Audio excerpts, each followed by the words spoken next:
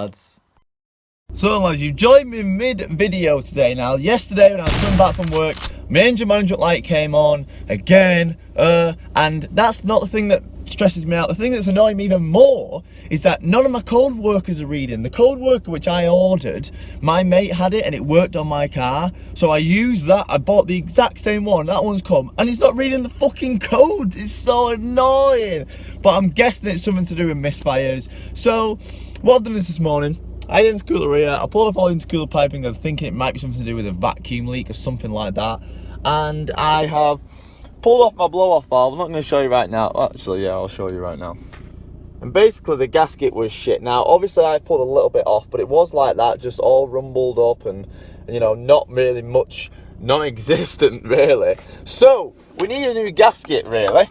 And being Subaru, of course, you can't find a recirculation valve gasket anywhere other than Jap parts online, and that's not good for me. So we need to make a gasket today. Now, I don't really like using liquid gaskets. I've used them before and they've not worked very well, and especially with air as well. I've always used them with water and they still leak with water. And I think air, I mean, it's gonna let water through, it's gonna let fucking air through, isn't it? So I don't want to use that. So my thing is, I need to find some gasket paper. I'm trying to look for some shops and I can't really find any. But I asked on the Subaru page, you know, is there anywhere that sells these gaskets and blah, blah, blah, blah. And loads of people were saying, use a cornflake box or a piece of cardboard. And I thought, what better way? Like, this is, if that works, that's been absolutely amazing. So we're gonna go home. Well, actually, I'm out now, so I'm gonna get some gasket paper anyway, just in case it doesn't work. But we're gonna do it. We're gonna try and use cardboard or a cereal box as a gasket maker for an intercooler on a turbo running 20 psi. If it works, lads, it's gonna be absolutely amazing. So we're gonna go home first and try that, because I know man's got cereal boxes. Oh, picky bitch, let's get you your cereal. Right, let's find a cereal box. Hula hoops, there we go. If this works, it's gonna be absolutely insane, lads. Rightio then. It's gonna be hard to draw around this big fucking, looks like some of Harry Potter this, doesn't it? Looks like some out of medieval fucking days. Looks like a fucking elf. It looks like something out of Bioshock.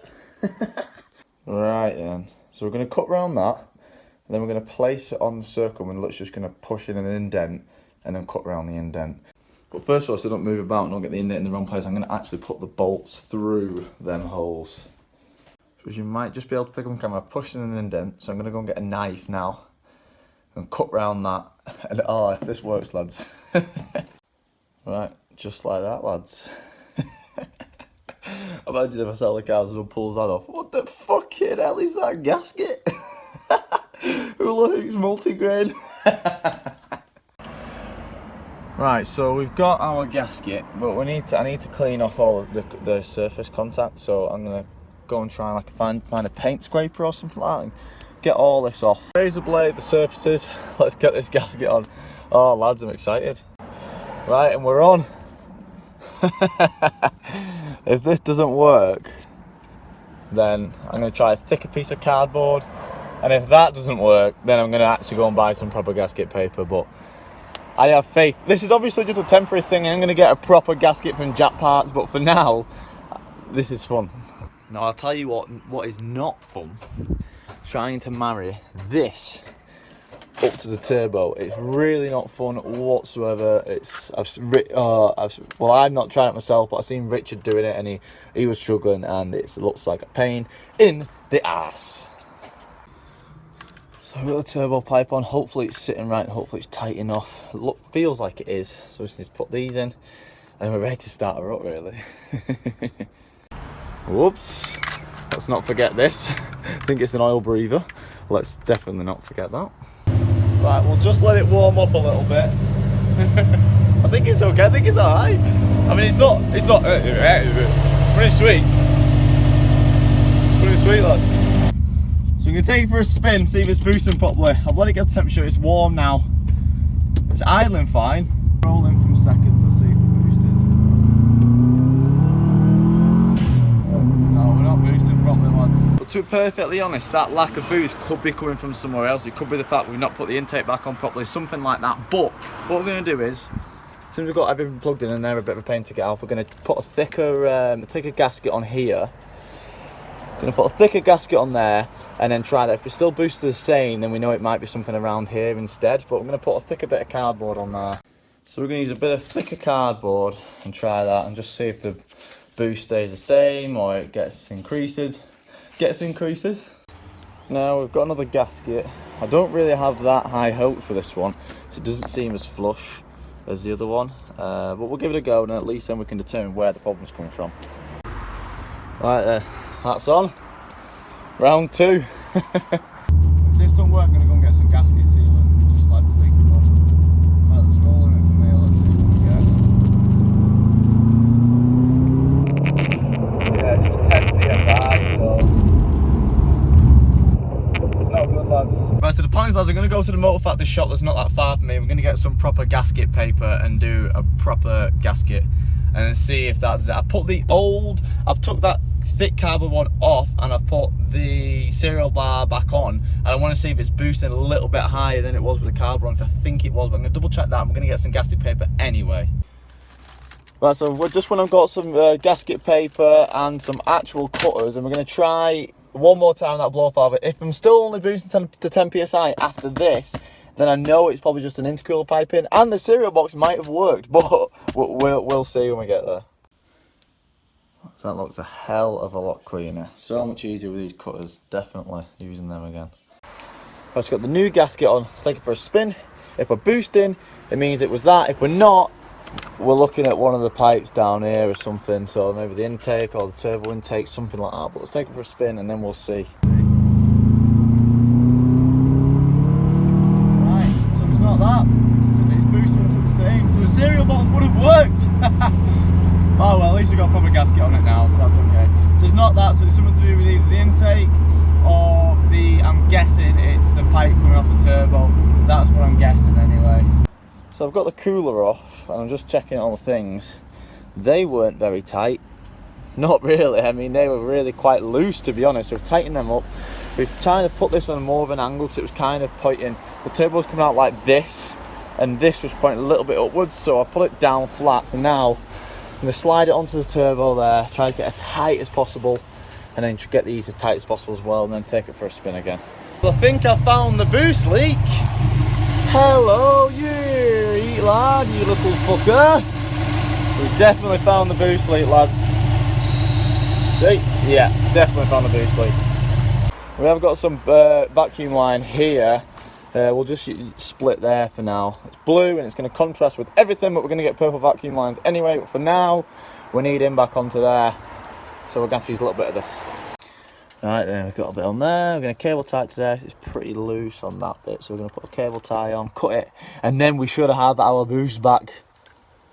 Now I'm actually starting to thinking that misfire code, not the misfire code, but the engine management light code was probably something to do with that vacuum. I'm probably guessing it is that. And it's actually not a misfire code whatsoever. It's still annoying that I can't read it, but I think it's that. I still might have to get the engine management light knocked off anyway, but it might remove itself. But if we get boost back, that's all I'm bothered about, because I know that the engine management light codes are, you know, if it is a misfire code, it's all the bolts anyway, it's just a sensor. And I don't think it is, I reckon it's something to do with that vacuum line popping off, but we'll see. Vacuum line's on. We're going to put these bolts into the, you little bastard. That's why you don't use rubber, because it gets old and cracks like that. Arsehole. We're going to put these bolts in the cooler and we're going to go for a spin. Okay, so the engine management light's still on, but that probably just has to be knocked off, but that's not what I'm bothered about. I'm bothered about the boost. Rolling from second. Oh, I'm nervous, lads. Right. We got boost back, lads. We got the boost back. We got the boost back, baby. We're rolling from second because it doesn't, from third, it doesn't have time to boost up the second all the way. The gears over too quickly, mate. Right, third. Yeah, we got boost back. Woo! The long story short, the cereal box would have worked. And it's so annoying now because now I can't title the video, "This cereal box fixed my car." That would have been like the best thumbnail ever. But it did actually work, so I'm probably going to put something about that. Maybe something like this cereal box. Will this cereal box fix my car? Because it's a question. And it technically did, like it did. Oh, the little squirrel running across the road. What are you doing? You're going to get hurt. But what I'm going to do in the meantime, I'm going to get all the plastic vacuum lines off as much as I can and put on the blue silicone stuff. I know it's you know, it doesn't go with the colour code, but I don't want that happening again, and I definitely don't want that happening, you know, when I'm like down south at Fast Show or something like that. So we're going to change all the most brittle ones to this silicone blue one. And I'm going to do what every single person in the comments has said, and I'm going to take this off. Are you happy, lads? Are you fucking happy? You bastards. No, but to be perfectly honest, so I didn't really like this one that much. It was too wide, it's too thick. I've got small purple ones upstairs for like the throttle cable and stuff, which will look good. But yeah, I think you're right. You think you were right, lads. The purple on this side doesn't look good whatsoever. That better? Yeah, I think it is actually. It looks well cleaner. There we go. That looks better, and silicone's better because it doesn't crack under heat. So. Good. Right, so we're going to pop down to a friend's of a friend's garage, a mutual friend's garage. They've told them that I'm coming, and we're going to put it on the snap-on and see what this code is. So I'm quite intrigued to see if it's a misfire or it's something to do with the vacuum, but we're going to knock it off anyway and see if it comes back on. Right, let's have a go. Let's have a look, see what it is. I bet any money it'll be 4 misfires. Read codes.